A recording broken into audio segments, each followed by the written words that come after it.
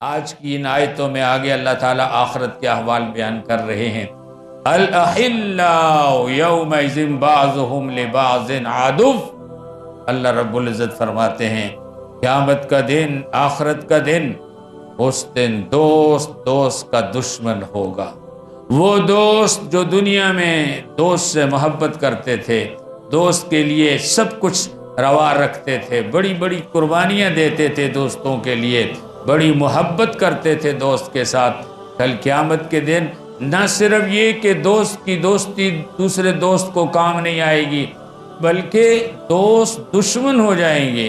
الا المتقین، ہاں وہ جو لوگ پرہیزگار ہوں گے، جنہوں نے دین کی بنیاد پر دوستی، جنہوں نے اللہ کے لیے دوستی کی، اللہ کے لیے دشمنی کی، وہ لوگ آخرت میں بھی دوستیوں سے فائدہ اٹھائیں۔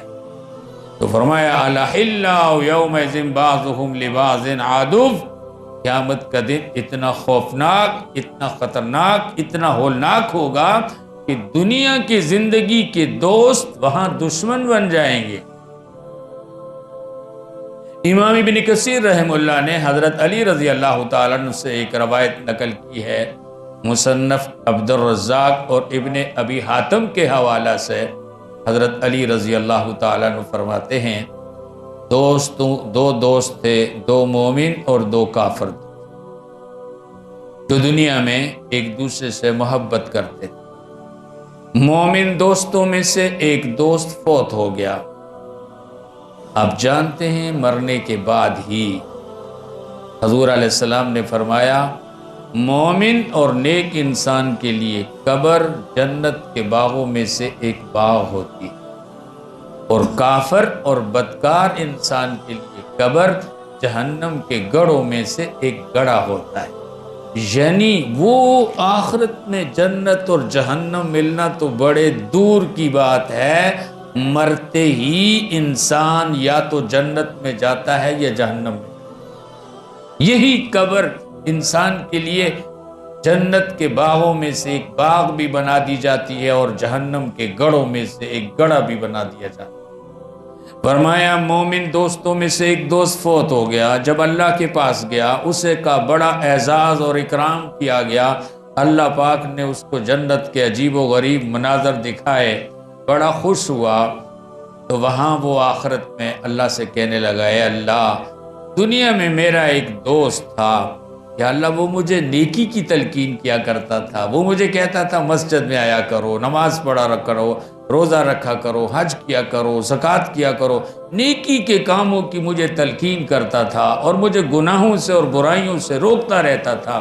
یا اللہ میں تو اس دوست کی دعوت کی وجہ سے اور اس کی ترغیب کی وجہ سے نیک اعمال کرتے کرتے اور گناہوں سے بچتے بچتے مولا میں تیرے پاس آ گیا۔ یا اللہ تو مجھ سے راضی ہو گیا ہے، تو نے تو مجھے جنت کے ماحول میں رکھا ہوا ہے۔ اے اللہ وہ میرے دوست کو جو ابھی مرا نہیں دنیا میں ہے، یا اللہ اس کو گمراہ نہ کر۔ وہاں سے دعا کرے گا یا اللہ اس کو ہدایت پہ رکھنا، یا اللہ وہ نیکی کے کام کرتا رہے، گناہوں سے بچا رہے، یا اللہ جس طرح تو راضی مجھ سے ہوا ہے تاکہ وہ میرا دوست بھی ہدایت پر رہے، اور کل جب مر کے آئے تو ایسے ہی مولا تو اس سے بھی راضی ہو جائے جیسے تو میرے ساتھ راضی، جس طرح تو نے مجھے جنت کے ماحول میں رکھا ہوا ہے، میرا وہ دوست بھی جنت میں آ کر مجھ سے ملے۔ فرمایا پھر ایک وقت آیا کہ اس کے دوست کو بھی موت آ گئی، تو اللہ پاک نے دونوں دوستوں کی روحوں کو جنت میں جمع کیا، اور اللہ پاک نے کہا ہر دوست اپنے دوست کے لیے دعا کرے۔ تو ایک دوست نے کہا یہ میرا بہترین بھائی، بہترین ساتھی اور بہترین دوست، یعنی اس کی تعریف کر رہا تھا جس کی وجہ سے میں ہدایت کے راستے پر رہا۔ اس لیے حضور علیہ السلام نے فرمایا لوگوں کو دیکھ پرکھ کے دوستی کیا کرو، دوست کے دین پر ہوتا ہے۔ انسان کے جیسے دوست ہوتے ہیں اس کا چلن، اس کا اٹھنا بیٹھنا ایسا ہی ہوتا ہے جیسے دوست ہوتا ہے۔ اچھے دوستوں کے ساتھ انسان نیکی کے راستے پہ چلتا ہے، اور برے دوستوں کی صحبت میں انسان برائی کے راستوں پہ چلتا ہے۔ تو وہ ایک دوسرے کی مدح اور تعریف کریں گے اور اللہ دونوں کو جنت میں اکٹھا رکھیں گے۔ فرمایا پھر اس دوسرے کافر دوست واقع ہوئی، تو دوست جب مر گیا اللہ کو جہنم میں ڈالا۔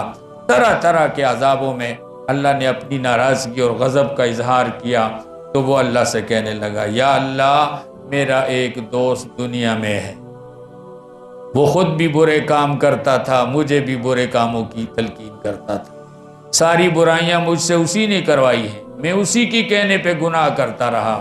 اے اللہ اس دوست کی راہ پہ چل کر میں نے گناہ کیے، تیری ناراضگی کو مول لیا، تیرا غضب مجھ پہ اترا اور آج میں طرح طرح کے عذابوں کا میں شکار ہوں۔ یا اللہ میرے بعد کہیں اس کو ہدایت نہ دے دے، یا اللہ اس کو بھی گمراہ رکھنا، یا اللہ میرے بعد وہ بھی گناہ ہی کرتا رہے، نیکی کی کام نہ کر سکے، تاکہ جو انجام میرا ہوا ہے اس کی وجہ سے وہی انجام اسی کا بھی ہو اور اسی ماحول میں کل وہ میرے ساتھ جہنم میں آئے۔